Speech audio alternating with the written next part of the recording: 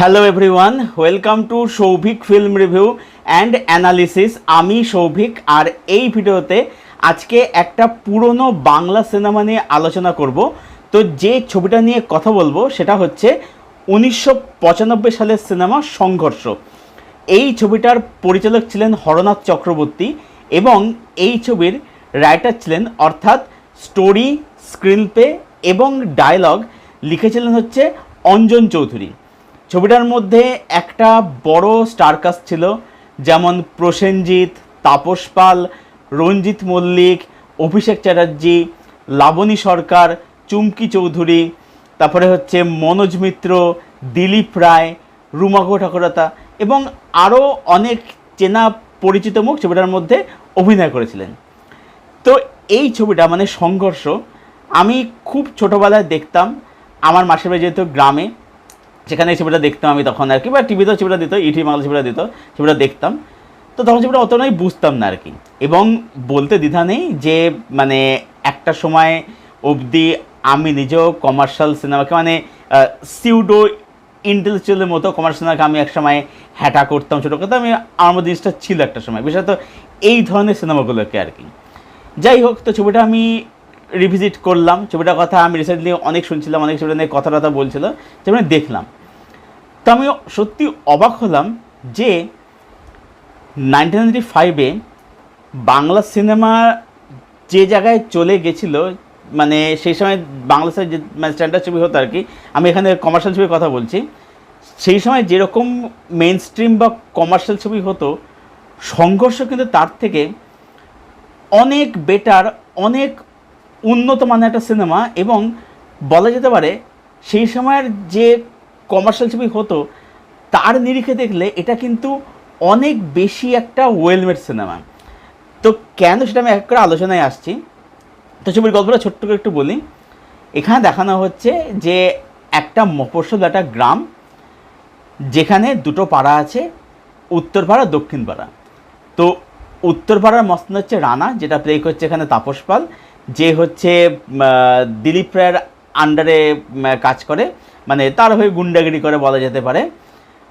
অন্যদিকে দক্ষিণ পাড়ার মস্তান হচ্ছে ভোম্বল, যেটা প্লে করছে এখানে প্রসেনজিৎ, এবং যে হচ্ছে কাজ করে কার হয়ে, মনোজ মিত্র হয়ে। এবার এই দুটো গ্যাংয়ের মধ্যে গ্যাং ওয়ার, স্থানীয় এলাকাতে তাদের দাদাগিরি, তাদের ঔদ্ধত্য এসব চলছে, এসব রয়েছে। এবার এই গ্রামে ডাক্তার আসছে হচ্ছে রঞ্জিত মল্লিক। এবার যেটা দেখা সেটা হচ্ছে যে এই যে মনোজ মিত্র আর এই যে দিলীপ রায়, এরা কি করছে, এরা হচ্ছে অ্যাকচুয়ালি এদেরকে ইউজ করছে, যেটা জেনারেলি হয়ে থাকে যে মানে স্থানীয় যারা পলিটিক্যাল নেতা যারা হয়ে থাকে, এমএলএ যারা হয়ে থাকে, এখানে মনোজ মিত্র এমএলএ দেখাচ্ছে, দিলীপ রায় হচ্ছে তার মানে বিরোধী পক্ষ বলা যেতে পারে। তো এরা হচ্ছে এদের নিজেদের স্বার্থে এদেরকে ইউজ করছে। এটা হচ্ছে আমি টেমপ্লেটটা বললাম। এবারে যেটা আমি দেখতে চাচ্ছি যে ছবির রাইটিং, প্রথম কথা, এনাদের সিনেমার মধ্যে না একটা বক্তব্য থাকতো, সেটা মানে সমাজ নিয়ে হোক, সেটা মানে রাজনীতি নিয়ে হোক, বা এখানে কিন্তু আমি দেখলাম যে সেই সময় ধরে তারা কিন্তু মানে ইউথদের নিয়ে কথা বলেছেন, যে মানে এই যে ইউথদেরকে লোকাল পলিটিক্যাল লিডাররা কীভাবে তাদেরকে ইউজ করছে, তাদের কীভাবে ভুল পথে চালিত করছে, এবং ইউথদেরকে মানে সঠিক পথে আনার জন্য একজন পথপ্রদর্শক কতটা জরুরি। তো এরকম নানা রকম কিন্তু মানে বক্তব্য ছবিটার মধ্যে রয়েছে। এবারে একটা বিষয় এখানে মাথায় খেয়াল রাখতে হচ্ছে যে এই ছবির যে ট্রিটমেন্ট, সেটা হচ্ছে মানে একটু গ্রাম্য, একটু মেঠো ধরনের ট্রিটমেন্ট। হ্যাঁ, হতে পারে, আমি জানি যে এইসব ছবি দেখে শহরের যারা সিউডো ইন্টেলেকচুয়াল, তারা এসব ছবি দেখে তারা নাক সেট করে, আমি জানি, খুব ভালো করে জানি। কিন্তু ব্যাপারটা হচ্ছে এই যে বক্তব্যগুলো, এই বক্তব্যগুলো তো যে আজকে একটা মফস্বল বসে, একটা গ্রামে বসে আছে, তার কাছেও তো পৌঁছানোটা জরুরি। আজকে একটা সার্টেন ট্রিটমেন্ট হলো, প্রচুর ভারী ভারী কথা হলো, মানে প্রচুর জ্ঞানের কথা হলো, ঠিক আছে, সেগুলোর মধ্যে একটা খুব প্রচণ্ড ইনটেন্স একটা সার্টেল ট্রিটমেন্ট যদি রাখা হয়, সেটা হয়তো আজকে আমরা যারা শহরে বসে আছি আমরা সেটাকে হয়তো মানে নিতে পারছি, ডাইজেস্ট করতে পারবো। কিন্তু আজকে এই বক্তব্যটা, এই মেসেজটা, ছবির মধ্যে যা বক্তব্য আছে সেটা তো আজকে একটা গ্রামে যে বসে আছে বা যে আজকে একটা মফস্বলে বসে আছে তার কাছেও তো পৌঁছানো জরুরি। যে কারণে ছবির বক্তব্যগুলো মানে অনেক বেশি একটু স্পুন ফিট করে একটু চোখে আঙুল দেখানো। হ্যাঁ, ছবিটার মধ্যে বলা যেতে পারে যে কমেডি যদি খুব বেশি রাখেনি, কিন্তু দু একটা কমেডি সেটা আমার জন্য ওয়ার্ক করেনি। এবার তখন ছবির মধ্যে এই ধরনের কমেডি থাকতো, কারণ কি, কারণ ছবির যারা মানে প্রাথমিক টার্গেট অডিয়েন্স তারা ছিল হচ্ছে মফস্বল গ্রামের মানুষরা। কিন্তু ছবিটার মধ্যে প্রচুর ভালো লেগে সেটা হচ্ছে যে প্রথম কথা, এই ছবিটার মধ্যে ড্রামা এবং ইমোশন, হ্যাঁ ইমোশনগুলো একটু চড়া দাগে, সেগুলো একটু মেলো ড্রামা সেগুলো আর কি, কিন্তু মানে ড্রামা কিন্তু খুব ভালোভাবে বিল্ড আপ করা হয়েছে ছবিটার মধ্যে। মানে ছবিটার মধ্যে বিশেষত আমি এখানে বলবো যে বিশেষত রঞ্জিত মল্লিকের লাবণ্য শেখার সিনগুলো সত্যি দারুণ, দেখবার মতো আর কি।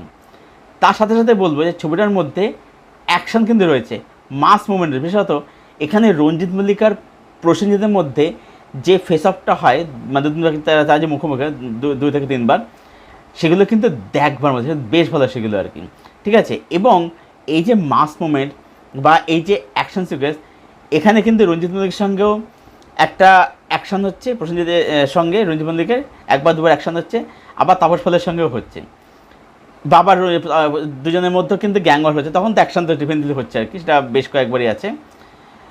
তো এই যে মাস মোমেন্ট বলি, এই যে অ্যাকশন সিকোয়েন্স বলি, এই জিনিসগুলো কিন্তু মানে জাস্ট রেখে দিতে হয়, রেখে দিলাম তা কিন্তু নয়, এগুলো কিন্তু খুব অর্গানিক্যালি কিন্তু আসছে, ঠিক আছে। এবং ছবির মধ্যে কিছু পাওয়ারফুল যে ডায়লগ রয়েছে, যেগুলো কিন্তু মানে খুবই ওয়েলমেড যে ডায়লগগুলো আর কি, ঠিক আছে, সেগুলো খুবই ভালো। আচ্ছা, নেক্সট ছবির মধ্যে পারফরমেন্স, এখানে কিছু পারফরমেন্স সত্যি খুব ভালো। প্রসেনজিৎ বলি, তাপস পাল বলি, রঞ্জিত মল্লিক বলি, লাবণী সরকার বলি, এখানে কিন্তু মনোজ মিত্র, দিলীপ রায়, সবার কাজ কিন্তু বেশ ভালো, খুবই ভালো সবার কাজ এখানে। এবং যেটা আমি একটি বলতে চাচ্ছি যে সেই সময় দাঁড়িয়ে প্রসেনজিৎ বলি বা তাপস পাল, তারা কিন্তু তখনও কিন্তু অত বড় স্টার কিন্তু হয় না। মানে আজকে বুম্বাদা যে জায়গায় আজকে এসে পৌঁছেছে, তখন কিন্তু প্রসেনজিৎ কিন্তু এত বড় লেভেলের স্টার কিন্তু হয়নি। ইভেন তাপস পালও কিন্তু হয়, কারণ তাপস পাল কেরিয়ারের শুরুর দিকে, প্রথমের দিকে সে কিন্তু নানারকম কিন্তু ক্যারেক্টার ড্রিভেন কাজ করতো, নানারকম একটু এক্সপেরিমেন্টাল কাজ করতো, কিন্তু তাদের জন্য এটাও কিন্তু একটা এক্সপেরিমেন্টাল রোল, এবার তাছাড়া রিস্কি রোল ছিল। কেন বলছি, যখন ছবিটা দেখবে, মানে ছবিটা না মানে একদম ফার্স্টটা বলে ছবিটা মানে প্রি ক্লাস তাদের কিন্তু মানে নেগেটিভ সেট ভিলেন ক্যারেক্টার বলে মনে হয়। এবং সেই সময় দাঁড়িয়ে তারা এরকম অ্যান্টি হিরো বা এরকম নেগেটিভ সেট ক্যারেক্টার প্লে করছে, এটা কিন্তু তাদের কিন্তু রিস্কি ছিল, কিন্তু তারা সেটা কিন্তু করেছিল, তাদের জন্য কিন্তু তাদের কিন্তু হ্যাশট্যাগ অবশ্যই দিতেই হয় আর কি। এবং যেটা বলে সব হয়ে থাকে আর কি, ছবির মধ্যে তাদের যখন ট্রান্সফরমেশন হয় সেটা এত সুন্দরভাবে হয়, সেটা এত অর্গানিকভাবে আসে, মানে সত্যি দেখতে মানে খুবই ভালো লাগে আর কি। মানে এমন হঠাৎ করে তারা চেঞ্জ হয়ে সেটা কিন্তু না, এই যে তারা চেঞ্জ হচ্ছে, তারা তাদের ভুলটা বুঝতে পারছে, বা এই যে ইউথ হিসাবে তারা ভুলটা বুঝতে পারছে, এই জিনিসটার পেছনে কিন্তু একটা কিন্তু বড় কিন্তু বিল্ড আপ দিয়েছে, কিন্তু সেটা কিন্তু দেখবার মতো ছবিটার মধ্যে আর কি। এবং ছবিটার যদি বলি, ছবিটা কিন্তু খুব রুটেড, খুব গ্রাউন্ডেড একটা সিনেমা। ছবিটা দেখলে বোঝা যায় যে হ্যাঁ, এটা একটা অরিজিনাল অথেন্টিক বাংলা সিনেমাই দেখছে আর কি। এবং ছবিটার মধ্যে যেরকম ক্যামেরা কাজ দেখা যায়, সেটা কিন্তু সত্যি মানে অবাক করে আর কি। মানে যখন প্রসেনজিৎ বাইক টেকনিক যখন যাচ্ছে, বা একদম প্রি ক্লাইম্যাক্স আর কি শেষের দিকে যখন তাদের মধ্যে একটা তরল একটা ফাইট হয় আর কি, সেই সিন আর কি, সেগুলো কিন্তু বেশ ভালো দেখবার মতো। আচ্ছা, এবার এখানে যদি বলি সেটা হচ্ছে যে যেহেতু হরনাথ চক্রবর্তী তিনি তো ছিলেন অঞ্জন চৌধুরীর অ্যাসিস্ট্যান্ট, তো দেখবে একটা জিনিস, ছবিটার মধ্যে কিন্তু অঞ্জলি পরিচালিত দুটো সিনেমা, একটা হচ্ছে সত্য, একটা ইন্দ্রজিৎ, তার কিছু ট্রোপস আছে, টেমপ্লেট কিন্তু উনি কিন্তু এই ছবির মধ্যে ইউজ করেছিলেন, এবং সেটা কিন্তু বেশ ভালো হয়েছিল দেখতে। এমন না যে মনে হলো ইউজ করে দিই, সেটা কিন্তু না, সেগুলো দেখতে কিন্তু বেশ ভালো লাগে আর কি, ঠিক আছে। তো সব মিলে বলছি ছবিটা কিন্তু আমার কাছে ছবিটা কিন্তু বেশ ভালো লাগলো। মানে এটা বলতে পারি যে 1995 সালে বা ওই 90s দিকে আর কি যে ধরনের বাংলা সিনেমা হতো, কারণ তখন বাংলা সিনেমার মান তো অনেকটা পড়ে গেছে, ভীষণভাবে পড়ে গেছে, লাগে একটা খুব বড়সড় ড্রপ আসে আর কি। কিন্তু তার নিরিখে দেখলে সংঘর্ষ কিন্তু একটা অনেক উন্নত, মানে একটা অনেক বেশি ওয়েলমেড একটা সিনেমা। ছবিটার মধ্যে নেগেটিভ হচ্ছে একটা, ছবিটার মধ্যে আমার কমেডি অতটা আমার যেন একদম ওয়ার্ক করেনি। দ্বিতীয় হচ্ছে গান এবং গানের প্লেসমেন্ট আমার ভালো লাগেনি। হ্যাঁ, গান মিউজিকটা ছিলেন বাপি লাহিড়ী, লিরিক্স ছিলেন পুলক বন্দ্যোপাধ্যায়। এবার দেখো ব্যাপারটা হচ্ছে যে যেটা আমি একটু আগে বললাম যে ছবিটার টার্গেট অডিয়েন্স ছিল হচ্ছে মফস্বলের গ্রামের মানুষেরা। তো তাদের কথা মাথায় রেখে কিন্তু মানে এই ধরনের গান ডিজাইন করেছে। হ্যাঁ, একটা গান ছোটোবেলায় শুনতাম, পুজোর যে খুব বাস্তব, উত্তর পাড়া ছিলেন দক্ষিণ পাড়ার পিঁপড়ে, এর গান ছিল আর কি, এটা খুব জনপ্রিয় সেই সময় আর কি। তো সেই গানটা শুনে এখন বেশ মজাই লাগলো বেশ আর কি। যাই হোক, তো মানে একটা গানই বেশ ভালো লাগলো, কিন্তু বাকি গানের কিন্তু প্লেসমেন্ট কিন্তু অত কিন্তু আমার কিন্তু সেভাবে কিন্তু দাগ কাটলাম, অতটা ভালো লাগলো না। কারণ হ্যাঁ, একটা জিনিস বলবো যে এর যে ইমোশনাল দৃশ্যগুলো সেগুলো কিন্তু এখন দেখলে হয়তো একটু লাউড লাগবে, একটু ক্রিঞ্জ লাগবে, বাট স্টিল এটুকু বলতে পারি যে হ্যাঁ, এটা বলা যেতে পারে যে মানে আজ থেকে, যেহেতু ছবিটা অনেক পুরনো সিনেমা, 30 বছরের সিনেমা, সেই জন্য বলবো যে সেই হিসাবে দেখতে গেলে বলবো যে হ্যাঁ ঠিকই আছে, মানে তখনকার ইমোশন গভীরভাবে দেখানো হতো। এবং মানে যেহেতু বললাম যে টার্গেট অডিয়েন্স মফস্বল গ্রামের মানুষের আর কি, সেখানে তাদের জন্য একটি ইমোশনগুলো চড়া দেখানো, এখন আর তার সাথে কানেক্ট করতে পারবে না আর কি। তো ওভারঅল এটাই বলবো, এই ছবিটা একটা খুবই ভালো সিনেমা, যেটার মধ্যে কিন্তু এরা অনেক কিছু নিয়ে কথা বলছে, অনেক বক্তব্য আছে, ইউথদের নিয়ে কথা বলছে, যে উদ্যোগে স্থানীয় পলিটিক্যাল লিডাররা কীভাবে তাদেরকে ভুল পথে চালিত করছে, তাদেরকে কীভাবে ইউজ করছে, এবং তাদেরকে সঠিক পথে আনার জন্য একদিন পথপ্রদর্শক কতটা জরুরি, কতটা প্রয়োজন। তারপরে হচ্ছে এই যে পলিটিক্স, লোকাল পলিটিক্স নিয়ে কথা বলছে, সমাজ নিয়ে কথা বলছে, অনেক কিছু কিন্তু কথা বলছে আর কি। তো সব মিলে বলবো যে একটা কমার্শিয়াল সিনেমার মধ্যে যে বক্তব্য রাখা যায়, একটা ভালো গল্প বলা যায়, ড্রামা, ইমোশন, ক্যারেক্টার রাইটিং, ক্যারেক্টারের জার্নি, এগুলো যে দেখানো যায়, সেটা কিন্তু সংঘর্ষ কিন্তু তার কিন্তু সব একটা খুব ভালো এক্সাম্পল, ভালো উদাহরণ আর কি। তো ছবিটা যারা দেখোনি তাদের ছবিটা বলে, তোমরা ছবিটা অবশ্যই দেখো, ইউটিউবে অ্যাভেলেবেল আছে, তবে প্রিন্ট কিন্তু খুব ভালো প্রিন্ট নয়।